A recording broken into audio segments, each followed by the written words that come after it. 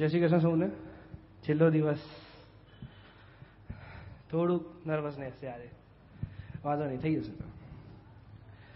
શ્રીમદ ભાગવત એક નવી નજરે, આધુનિક સમસ્યાઓનો સચોટ ઉકેલ, યુવાનો દ્વારા અને યુવાનો માટે, પૂજ્ય શ્રી ભૂપેન્દ્રભાઈ પંડ્યાના પરમ સાનિધ્યમાં સાચા રસ્તેથી ભટકાયેલ યુવાનોને સાચો માર્ગ દર્શાવવા માટેનો એક અનોખો પ્રયાસ. So without taking much of your time, let's have a quick recap of last 6 days. Day 1. સૌથી પહેલા દિવસે આપણે ગુરુજી મહાત્મા સમજાવ્યું. ગુરુજી એ પ્રમાણે એ કહેવા માંગે છે કે ગયા જન્મમાં જો આપણે પૂરા સારા પુણ્ય કે દાન કર્યા હોય તો તમને આ જન્મમાં આખી ભાગવત સપ્તાહ સાંભળવાનો ચાન્સ મળે. અમે ઘણા બધા એવા હશે કે જે 2 દિવસ નહીં આવે, 2 દિવસ નહીં આવે. એવું નથી કહેતો કે અમને નહીં મળ્યા પુણ્ય લાસ્ટ ટાઈમ, પણ આખી ભાગવત સપ્તાહ અમુક લોકો જ સાંભળી હશે અને એ બધા માટે સારું રહેશે એમ. અને જેથી આપણે ડિરેક્ટલી કે ઇનડિરેક્ટલી આપણે એવું કહી શકીએ કે આપણે ઘણી એક વસ્તુ રહી ગઈ. પોથી યાત્રા સમયે આપણે જે ભાગવત આપણે માથે મૂકીએ છીએ, કદાચ આ કથામાં કદાચ ખબર નથી મને કીધું છે કે નથી કીધું, લાસ્ટ ટાઈમની કથામાં ધીણોજવારી કથામાં ગુરુજીએ કીધું હતું કે આપણે જે માથે મૂકીએ છીએ એનો મતલબ કે ડાયરેક્ટ આપણે અંદર જાય એમ નથી કે ખાલી લઈને જ જવાનું છે એમ. એટલે એ બી એક વસ્તુ છે. પ્લસ એને આપણે એટલું કહી શકીએ કે ભાગવતમાં તમારા માટે તમને જે લાગતા જેટલા બી ક્વેશ્ચન છે એ દરેક ક્વેશ્ચનનો સચોટ અને સારો આન્સર છે એમ. Day 2. ઋષિ અંગીએ પરિષદને શ્રાપ આપ્યો. એને 7 દિવસ પછી એનું મૃત્યુ.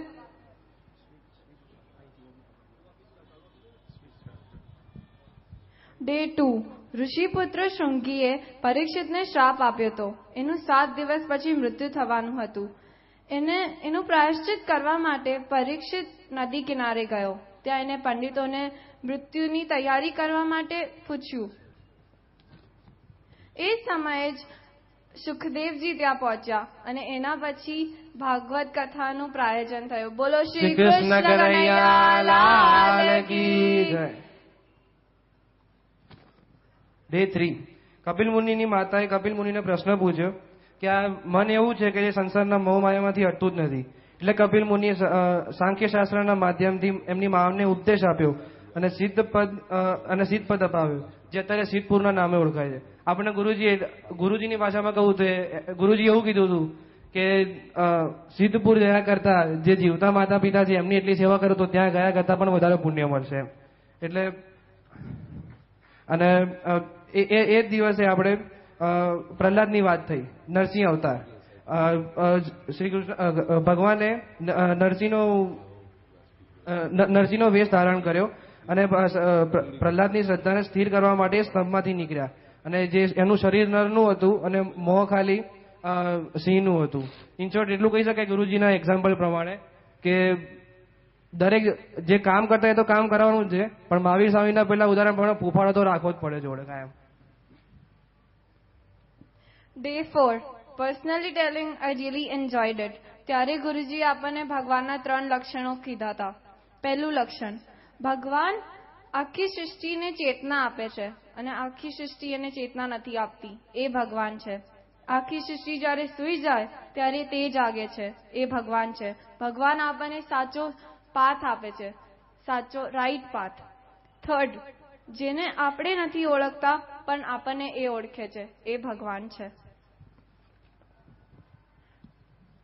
જ્યારે સમુદ્ર મંથનમાં દાનવોએ દેવોની બધી સંપત્તિ જીતી લીધી હતી ત્યારે દેવોની મદદ કરવા માટે વામનજીના અવતારમાં ભગવાને રૂપ ધારણ કર્યું હતું.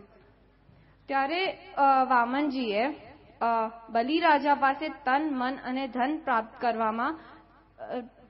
પ્રાપ્ત કર્યા હતા. 3 ડગલામાં જ એમને બલિરાજા પાસેથી બધું મેળવી લીધું હતું. Day 5. આ દિવસે કૃષ્ણ ભગવાનની 12 લીલાનો આરંભ થયો. પ્લસ 6ઠ્ઠી દિવસે પૂતના મોક્ષ, શકટ ભજન લીલા, ત્રોણાવર્ત મોક્ષ, નામકરણ, માખણ લીલા, દામોદર લીલા, યમલાર્જુન મોક્ષ, કાલિય દમન, વેણુગીત, ગૌચરણ લીલા અને 24મા અધ્યાયમાં ગોવર્ધન મહોત્સવના ગુરુજી આપણે સૌને દર્શન કરાવ્યા. Day 6. લાલનની વિધિ લીલાઓમાં રાસલીલા, રાસ પંચાધ્યાયી, ગોપી ગીત, ધનુર્ભંગ, સાથે કંસને મોક્ષ,